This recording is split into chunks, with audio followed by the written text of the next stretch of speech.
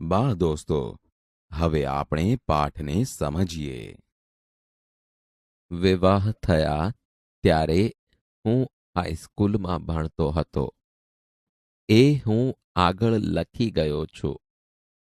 તે વેળા અમે ત્રણે ભાઈ એક જ સ્કૂલમાં ભણતા. જ્યેષ્ઠ બંધુ ઉપલા ધોરણમાં હતા ને જે ભાઈના વિવાહની સાથે મારા થયા હતા તે મારાથી 1 વર્ષ આગળ હતા. વિવાહનું પરિણામ એ આવ્યું કે અમારું 2 ભાઈનું 1 વર્ષ નકામું ગયું. મારા ભાઈને સારું તો એથી એ વિષમ પરિણામ આવ્યું. વિવાહ પછી તે નિશાળમાં ન જ રહી શક્યા. આવું અનિષ્ટ પરિણામ તો દૈવ જાણે કેટલા જુવાનોનું આવતું હશે. વિદ્યાભ્યાસને વિવાહ બેઉ એક સાથે તો હિન્દુ સંસારમાં જ હોય. મારો અભ્યાસ ચાલુ રહ્યો. હાઈસ્કૂલમાં હું ઠોઠ નિશાળીઓ ન ગણાતો. શિક્ષકોની પ્રીતિ તો હંમેશા સાચવી હતી. દરેક વર્ષે મા બાપને વિદ્યાર્થીના અભ્યાસ તેમજ વર્તન વિશે પ્રમાણપત્ર મોકલવામાં આવતા.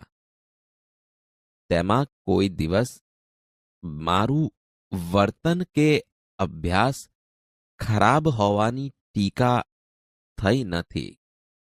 બીજા ધોરણ પછી ઇનામો પણ લીધા ને 5મા તથા 6ઠ્ઠા ધોરણમાં અનુક્રમે માસિક 4 રૂપિયા ને 10 રૂપિયાની શિષ્યવૃત્તિ પણ મળી હતી.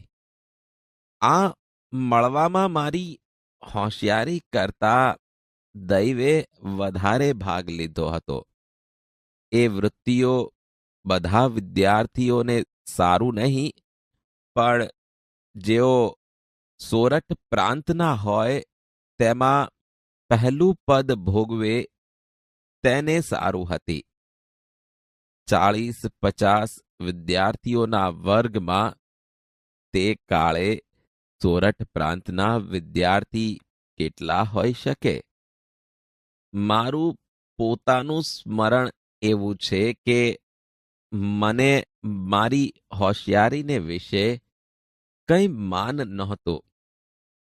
ઇનામ કે શિષ્યવૃત્તિ મળે તો મને આશ્ચર્ય થતું, પણ મારા વર્તન વિશે મને બહુ ચીવટ હતી. વર્તનમાં ખોડ આવે તો મને રડવું જ આવે. શિક્ષકને ઠપકો આપવો પડે એવું મારે હાથે કંઈ પણ થાય અથવા શિક્ષકને તેવું ભાસે એ મને અસહ્ય થઈ પડે. એક વખત માર ખાવો પડ્યો હતો એવું મને સ્મરણ છે. મારનું દુઃખ નહોતું, પણ હું દંડને પાત્ર ગણાયો એ મહાદુઃખ હતું. હું ખૂબ રડ્યો. આ પ્રસંગ પહેલા કે બીજા ધોરણનો છે. બીજો પ્રસંગ 7મા ધોરણનો છે. તે વખતે દોરાબજી એદલજી ગીમી હેડમાસ્તર હતા. તે વિદ્યાર્થી પ્રિય હતા, કેમ કે તેઓ નિયમ જાળવતા, પદ્ધતિસર કામ કરતા ને લેતા તથા શિક્ષણ ઠીક આપતા. તેમણે ઉપલા ધોરણના વિદ્યાર્થીઓને સારું કસરત, ક્રિકેટ ફરજિયાત કર્યા હતા. મને તેનો અણગમો હતો. ફરજ પડી તે પહેલા તો કદી કસરત, ક્રિકેટ કે ફૂટબોલમાં ગયો જ નહોતો. ન જવામાં મારી શરમાળ પ્રકૃતિ પણ એક કારણ હતું. હવે હું જોઉં છું કે એ અણગમો મારી ભૂલ હતી. કસરતને શિક્ષણની સાથે સંબંધ ન હોય એવા ખોટા વિચાર તે વેળા હું ધરાવતો. પાછળથી સમજ્યો કે વ્યાયામને લીધે શારીરિક કેળવણી ને માનસિકતા જેવું જ સ્થાન વિદ્યા અભ્યાસમાં હોવું જોઈએ. છતાં કસરતમાં ન જવાથી મને નુકસાન ન થયું એમ મારે જણાવવું જોઈએ.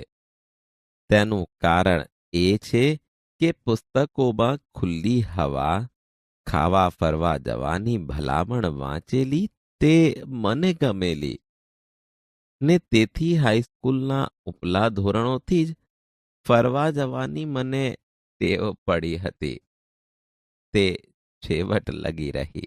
ફરવું એ પણ વ્યાયામ તો છે જ, તેથી મારું શરીર પ્રમાણમાં કસાયેલું બન્યું. અણગમાનું બીજું કારણ પિતાજીની સેવા કરવાની તીવ્ર ઈચ્છા હતું. નિશાળ બંધ થાય કે તરત ઘેર પહોંચી સેવામાં પડી જતો. જ્યારે કસરત ફરજિયાત થઈ ત્યારે આ સેવામાં વિઘ્ન પડ્યું. પિતાજીની સેવા કરવાને ખાતર કસરતની માફી મળવી જોઈએ એવી વિનંતી કરી. પણ ગીમી સાહેબ શાના માફી આપે? એક શનિવારે નિશાળ સવારની હતી. સાંજે 4 વાગે કસરતમાં જવાનું હતું. મારી પાસે ઘડિયાળ નહોતી. આકાશમાં વાદળા હતા. તેથી વખતની કંઈ ખબર ન રહી. વાદળાથી હું છેતરાયો. કસરતમાં પહોંચું ત્યાં તો બધા જતા રહ્યા હતા. બીજે દિવસે ગીમી સાહેબે હાજરી તપાસી તો હું ગેરહાજર નીકળ્યો. મને કારણ પૂછ્યું. મેં તો જે હતું તે કારણ બતાવ્યું. તેમણે તે સાચું ન માન્યું ને મારો એક આનો કે 2 આના એ કેટલો હતો એ બરાબર યાદ નથી, પણ મને દંડ થયો. હું ખોટો ઠર્યો. મને અતિશય દુઃખ થયું. હું ખોટો નથી એ કેમ સિદ્ધ કરું? કશો ઉપાય ન રહ્યો. મનમાં ને મનમાં સમસમી રહ્યો. રોયો. સમજ્યો કે સાચું બોલનારે ને સાચું કરનારે ગાફેલ પણ ન રહેવું જોઈએ. આવી ગફલત મારા ભણતરના સમયમાં આ પહેલી અને છેલ્લી હતી. મને ઝાંખું સ્મરણ છે કે છેવટે હું એ દંડ માફ કરાવી શક્યો હતો. કસરતમાંથી તો મુક્તિ મેળવી જ નિશાળના સમય પછી પોતે મારી હાજરી પોતાની સેવાના અર્થ ઈચ્છે છે એવો પિતાશ્રીનો કાગળ હેડમાસ્તરને મળવાથી મુક્તિ મળે. વ્યાયામને બદલે ફરવાનું રાખ્યું. તેથી શરીરને વ્યાયામ ન કરાવ્યાની ભૂલને સારું કદાચ મારે સજા નથી ભોગવવી પડી. પણ બીજી એક ભૂલની સજા હું આજ લગી ભોગવી રહ્યો છું. ભણતરમાં અક્ષર સારા લખવાની જરૂર નથી એવો ખોટો ખ્યાલ મારામાં ક્યાંથી આવ્યો એ હું જાણતો નથી, પણ છેક વિલાયત જતા લગી એ રહ્યો. પછી અને મુખ્યત્વે કરીને દક્ષિણ આફ્રિકામાં, જ્યાં વકીલોના અને દક્ષિણ આફ્રિકામાં જન્મેલા ને ભણેલા નવયુવકોના મોતીના દાણા જેવા અક્ષરો જોયા ત્યારે હું લજવાયો ને પસ્તાયો. મેં જોયું કે નઠારા અક્ષર એ અધૂરી કેળવણીની નિશાની ગણાવવી જોઈએ. મેં મારા અક્ષર પાછળથી સુધારવા પ્રયત્ન કર્યો, પણ પાકે ઘડે કંઈ કાંઠા ચડે. જુવાનીમાં જેની મેં અવગણના કરી તે હું આજ લગી નથી જ કરી શક્યો. દરેક નવયુવક અને યુવતી મારા દાખલાથી ચેતે ને સમજે કે સારા અક્ષર એ વિદ્યાનું આવશ્યક અંગ છે. સારા અક્ષર શીખવાને સારું ચિત્રકળા આવશ્યક છે. હું તો એવા અભિપ્રાય ઉપર પહોંચ્યો છું કે બાળકોને ચિત્રકળા પ્રથમ શીખવવી જોઈએ. જેમ પક્ષીઓ, વસ્તુઓ વગેરેને જોઈ બાળક તેને યાદ રાખી સહેજે ઓળખે છે, તેમજ અક્ષર ઓળખતા શીખે. ને જ્યારે ચિત્રકળા શીખી ચિત્રો વગેરે કાઢતા શીખે, ત્યારે અક્ષર કાઢતા શીખે તો તેના અક્ષર છાપેલ જેવા થાય. આ કાળના વિદ્યાભ્યાસના બીજા બે સ્મરણ નોંધવા લાયક છે. વિવાહને લીધે એક વર્ષ ભાંગ્યું તે બચાવી લેવાનો બીજા ધોરણમાં માસ્તરે મારી પાસે વિચાર કરાવ્યો. મહેનતુ વિદ્યાર્થીને એમ કરવાની રજા ત્યારે તો મળતી. આથી ત્રીજા ધોરણમાં હું 6 માસ રહ્યો ને ઉનાળાની રજા પહેલાની પરીક્ષા પછી મને ચોથા ધોરણમાં મૂક્યો. અહીંથી કેટલુંક શિક્ષણ અંગ્રેજી મારફતે શરૂ થાય. મને કશી સમજ ન પડે. ભૂમિતિ પણ ચોથા ધોરણમાં શરૂ થાય. હું તેમાં પાછળ તો હતો જ ને વળી એ મુદ્દલ ન સમજાય. ભૂમિતિ શિક્ષક સમજાવવામાં સારા હતા, પણ મને કંઈ ગેડ જ ન બેસે. હું ઘણી વેળા નિરાશ થતો. કોઈ વેળા એમ થાય કે 2 ધોરણ 1 વર્ષમાં કરવાનું છોડી હું ત્રીજા ધોરણમાં ચાલ્યો જાઉં. પણ એમ કરું તો મારી લાજ જાય. ને જેણે મારા ખંત ઉપર વિશ્વાસ રાખી મને ચડાવવાની ભલામણ કરી હતી, તે શિક્ષકની પણ લાજ જાય.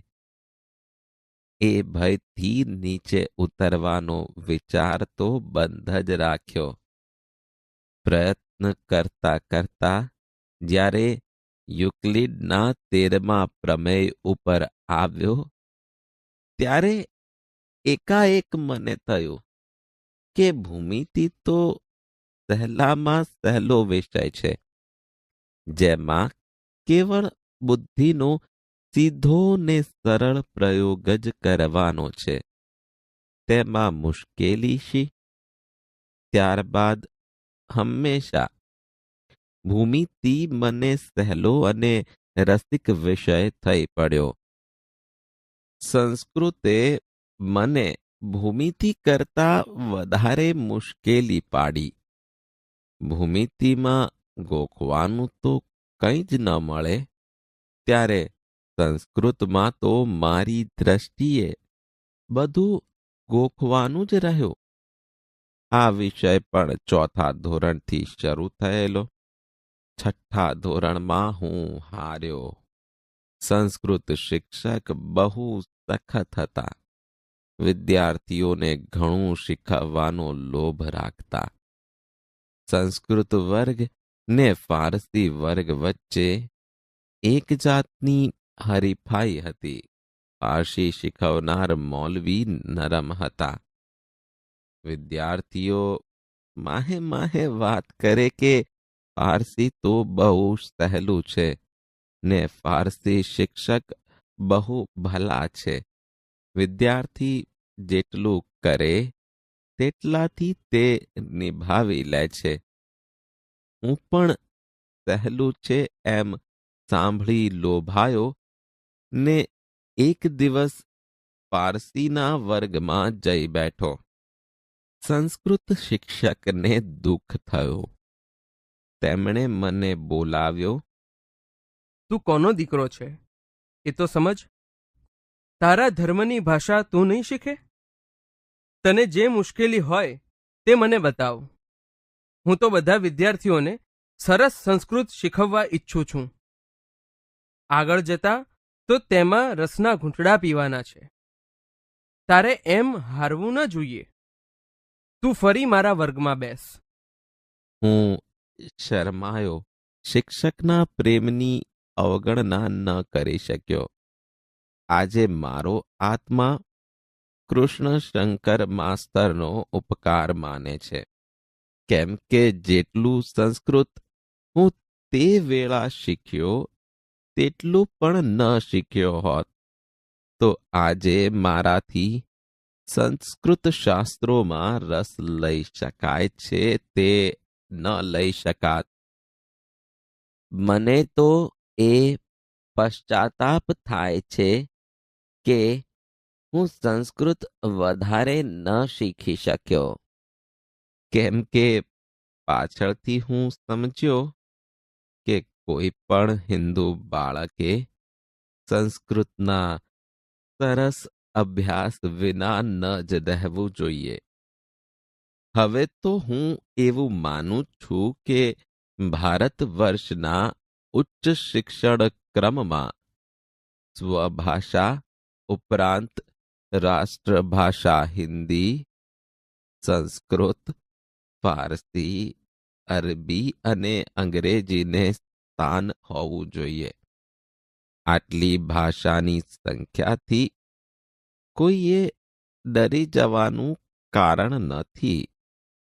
ભાષા પદ્ધતિસર શીખવવામાં આવે અને બધા વિષયો અંગ્રેજીની જ મારફતે શીખવવાનો ને વિચારવાનો બોજો આપણી ઉપર ન હોય તો ઉપલી ભાષાઓ શીખવામાં બોજો નથી. એટલું જ નહીં પણ તેમાં અતિશય રસ રહેલો છે. વળી જે એક ભાષાને શાસ્ત્રીય પદ્ધતિથી શીખે છે તેને પછી બીજાનું જ્ઞાન સુલભ થઈ પડે છે. ખરું જોતા તો હિન્દી, ગુજરાતી, સંસ્કૃત એક ભાષામાં ગણી શકાય. તેમજ ફારસી ને અરબી એક ગણાય. ફારસી જો કે સંસ્કૃતને લગતી છે ને અરબી હિબ્રુને લગતી છે, છતાં બંને ઇસ્લામના પ્રગટ થયા પછી ખેડાયેલી છે. તેથી બંને વચ્ચે નિકટ સંબંધ છે. ઉર્દૂને મેં અલગ ભાષા નથી ગણી, કેમ કે તેના વ્યાકરણનો સમાવેશ હિન્દીમાં થાય છે. તેના શબ્દો તો ફારસી અને અરબી જ છે. ઊંચા પ્રકારનું ઉર્દૂ જાણનારને અરબી અને ફારસી જાણવું પડે એવું છે. જેમ ઊંચા પ્રકારનું ગુજરાતી, હિન્દી, બંગાળી, મરાઠી જાણનારને સંસ્કૃત જાણવું આવશ્યક છે.